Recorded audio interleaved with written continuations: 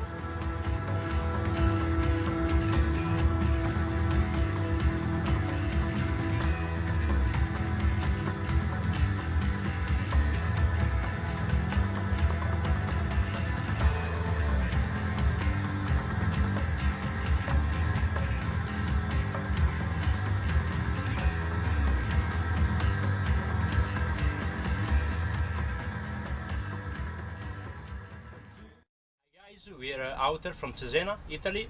We play progressive metal with some influences like Periphery, Tesseract, Architects, Dream Theater, and we our self-producing a full length, an album, our first album. We played here with we played. No, we are playing here tonight. We're playing here tonight with an instructor, Voyager. We also played live with North Lane, Train the Martyrs. Train the Martyrs. We have one single. We have one single upcoming, one on YouTube, and one already on YouTube, which is Labyrinthic. And follow us on Instagram, Facebook, yeah, everything. Thank you. Thank you.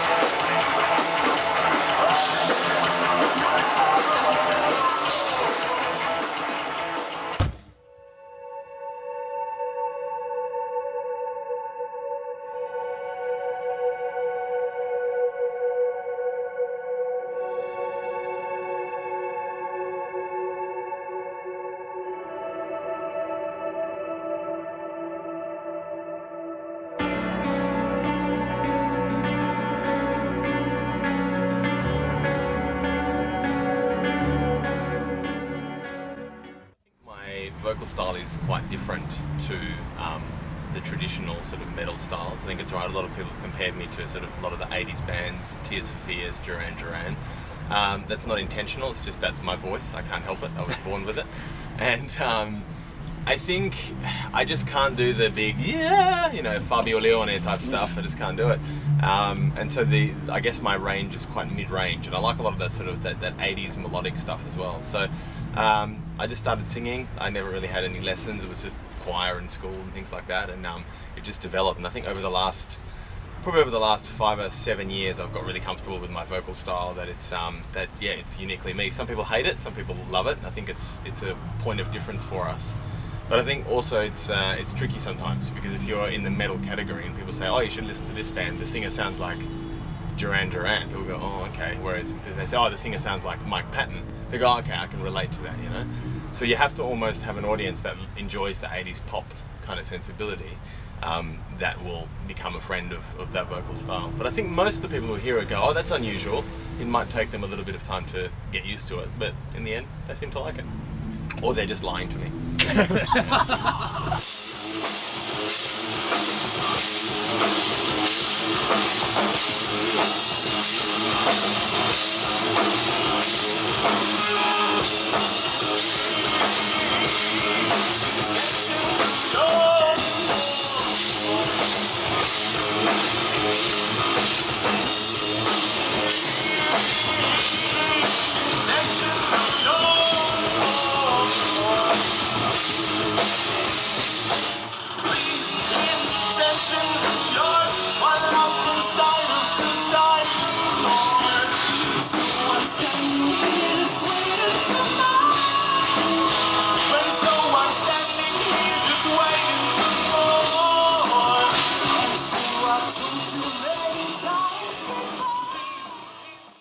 vocal phrasing and the lyrics. To be honest, lyrics for me are secondary. The most important thing is the melody. So when the lyrics need to fit the melody. I know some other singers do it differently. They write lyrics and then they try to fit it to the melody, or try to write the melody around it. I hear the melody and I try to fit the words around that. So that's probably how I do it a little bit differently. There's no real thought that comes with it. It just happens. To be honest, it's just one of those things that just naturally comes, and I hear the melody in my head. I think which words would sound good with it. Then I've got a lyrical theme in my mind, and then I just kind of glue it all together. So that's how it works. It seems.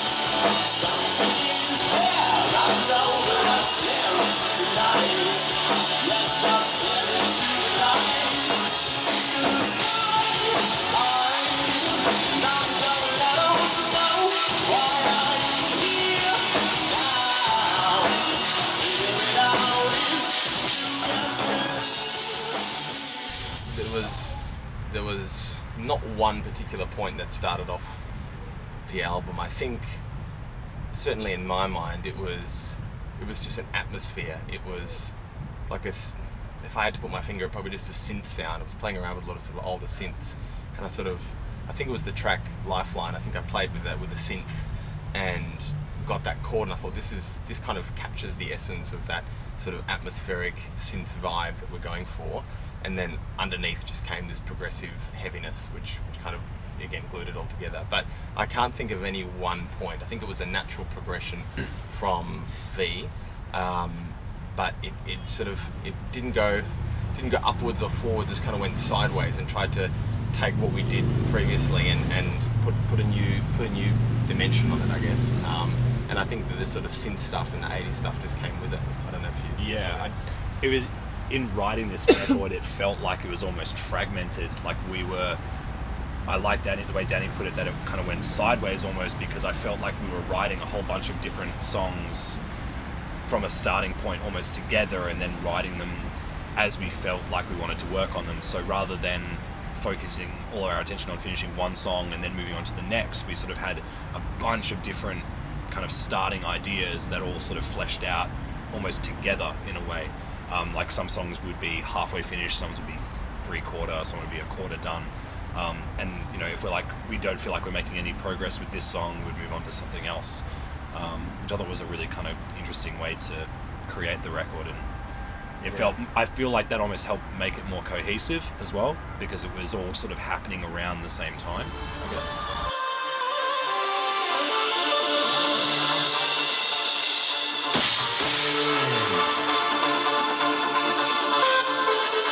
Milano, are you ready to party?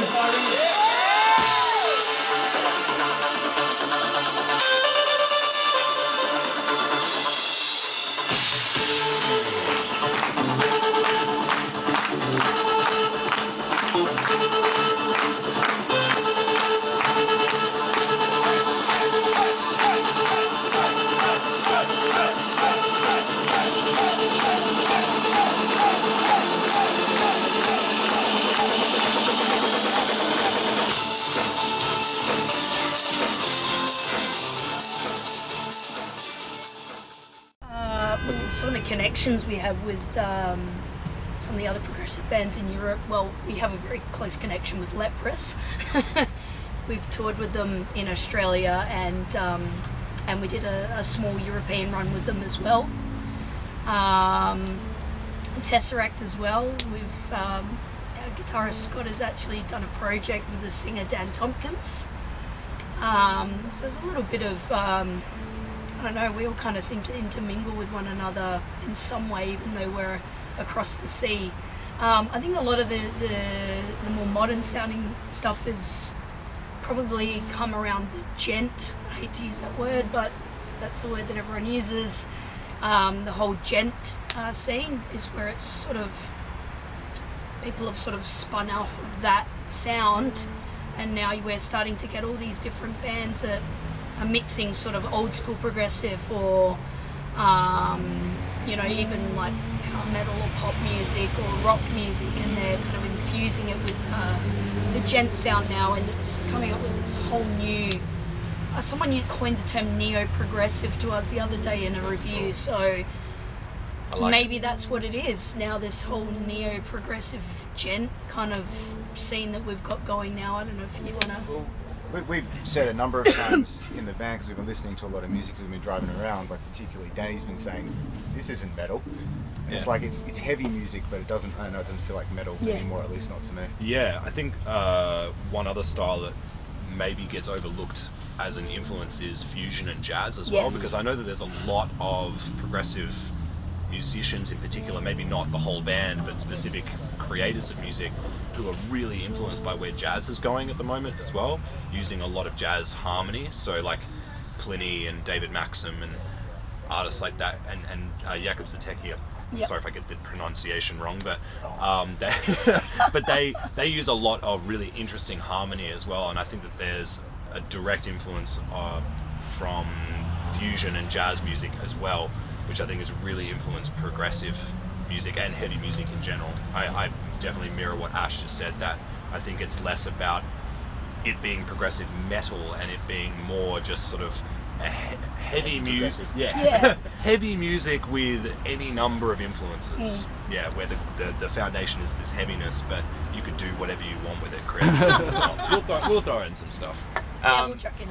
This European tour has been, it's been ups and downs. It's been over the course of it, I think and that's every tour, you have ups, you have amazing shows where you feel on top of the world, and you have downs where you go, well, there's not enough people, there's, you feel down or whatever. And it's really been a roller coaster, but I think the glue that sort of binds us, I'm using the word glue a lot, but it's true, we're a strong band, we're a strong bunch of friends, whether it's up or down, we get through it all, and it's been great. Uneven Structure have been fantastic, we've really been getting along with them. Some people have said it's an interesting mix because they are very complicated, very genty, and we're sort of a little bit more, I guess, on the fun side.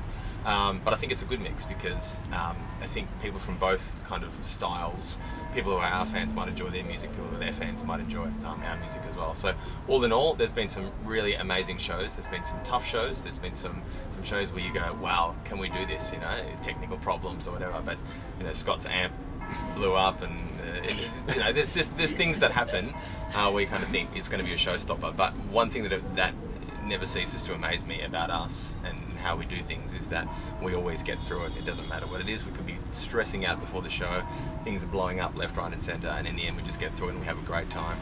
And one reviewer recently said that it doesn't matter that we had, at one show we had no lights or no special effects or no nothing. It was the show, it was about us, it was how we were on stage that really got him. He said one of the best shows he's ever seen. And when you read that sort of stuff, you are very flattered, and you think this is what music's all about, this is what a band is all about. So to me it's been great, it's been really, really fun. I think maybe one thing that's worth adding as well is like the European audience and the industry, and everyone is like really kind and very accommodating, and that makes the whole process really easy because you're not sleeping very much and you're worn out and you're unshowered all the time, but every time you get to a new venue and meet new people, everyone's really happy to help and friendly.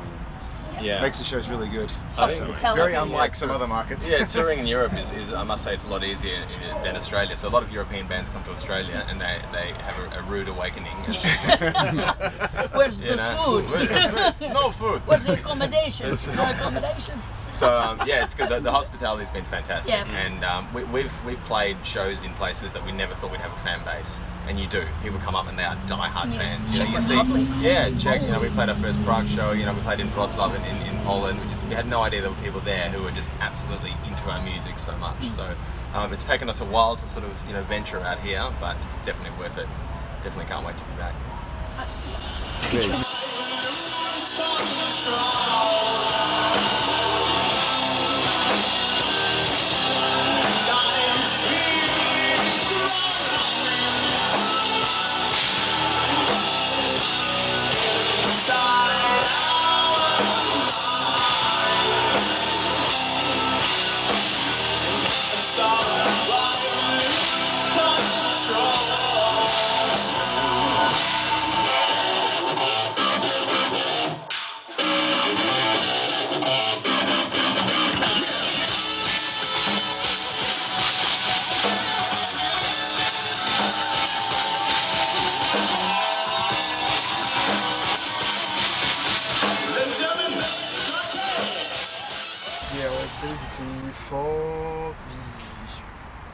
album, La Partition, we had. It wasn't exactly inspiration from like bands or music. It was more about where we wanted to push our music, Fibrous, find new direction, maybe more concise direction from what we had with Fibrous.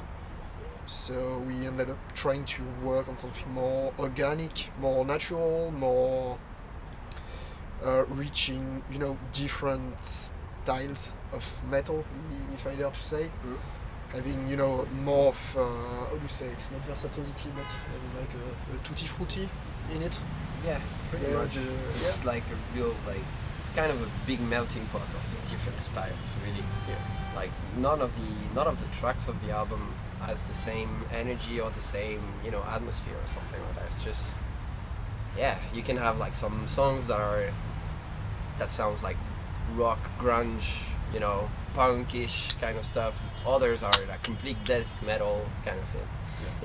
Yeah. It's very different from Fibrous in that sense, but it takes the same. Basically, the story behind the album is linked to Fibrous, but that's the only thing that is like linked to it. Like the music has nothing to do with Fibrous. Definitely.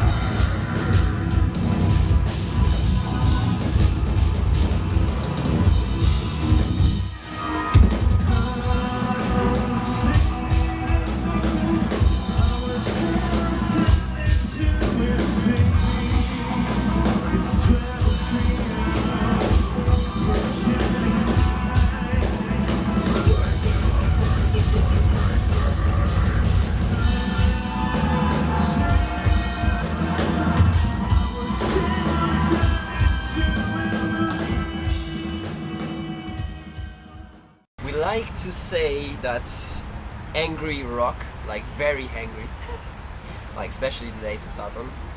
Otherwise, I mean, there's a lot of influences. Of course, there is like all the Meshuggah-ish kind of stuff that is still behind that, but like especially on this latest album, it's more influences like Nine Inch Nails. Perfect Circle. Yeah, Perfect Circle. Yeah. I guess we could say it's like some kind of a Perfect Circle on steroids. Yeah, Yeah. pretty much. Yeah. And yeah, I think on stage it has like another face as well. On stage it's... Definitely. I think well, basically you could listen to the album, but if you want the full experience of the album, you have to see it on stage and experience it on stage, because this is the place where we give the real energy behind the album. And you will probably witness that tonight. There is like songs where it's pretty much, like very ambient, very calm. Other that are very like head-bopping kind of stuff, like very groovy. And others where it's complete chaos, pretty much.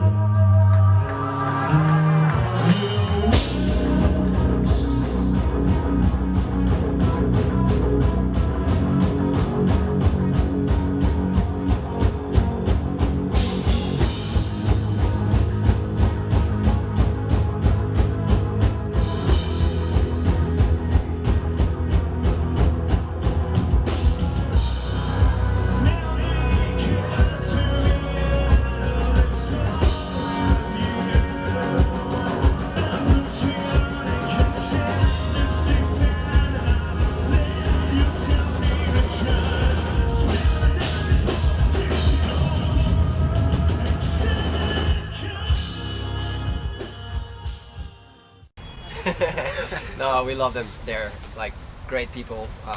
They're awesome to tour with. I mean, like we've been touring with 12 Foot Ninja in March. Was it March, April, kind of. And you know, we were in the tour bus and everything, so it makes it very easy to bond with everyone. With this tour, we're like not all the time all together, but still most of the time. Yeah. Not together. We're all day, you know, driving. Yeah.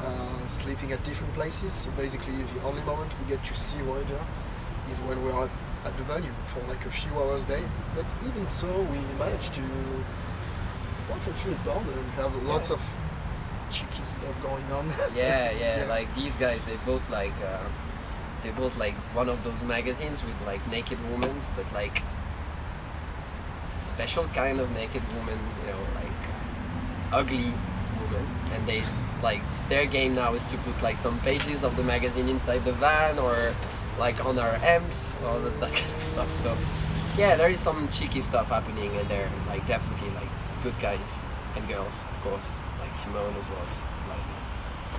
Like they're all like great human beings. We really love them.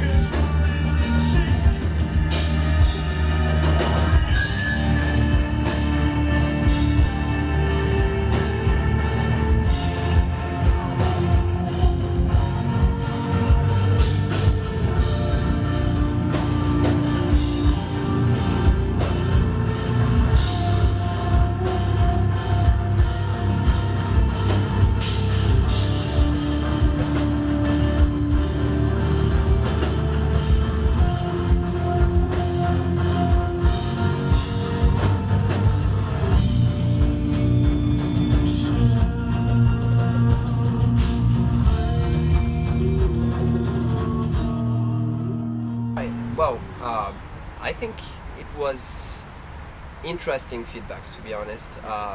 There was a lot of very good reviews, and there was a lot of reviews where people were kind of surprised because they were expecting like a second Febres, definitely, which basically it's not this album. So yeah, I mean, it was interesting to see like the crowd following Fibres, trying to get a grasp on the new album, and like in the end I think most of them like really understood where we were willing to go, like basically wanted to get out of this whole gent-ish scene and everything. So we had like very good reviews, but where it became very interesting is the live reviews, where people really get to see it on stage and are like, oh, okay, now that's uneven structure. That's that's something we absolutely didn't have on the previous album. Just the way we now can manage to bring this album on stage, because we've been thinking about it while writing it. And yeah, I guess the whole dynamics of this album, La Partition, is really something fit for stage, not for CD actually. So it's good to see, that actual live report feedback, and feedback from the people in the venue too. Even when they don't know us, you can get to see them, dive into it, get lost into it. Yeah, that was interesting, especially during the tour with 12 Foot Ninja, where basically most of the people that were there were here for 12 Foot Ninja, which is a very different kind of metal, which is like you know, like very like jumpy metal, like you want to party straight away. And when we were playing right before them, people were like, whoa, what is that? It's like very dark-ish, very weird at first, but then we managed, in the end, like, a lot of people came after the show were like, whoa, that was intense, right? We were not expecting that, and that was something. So, yeah, it's interesting to see.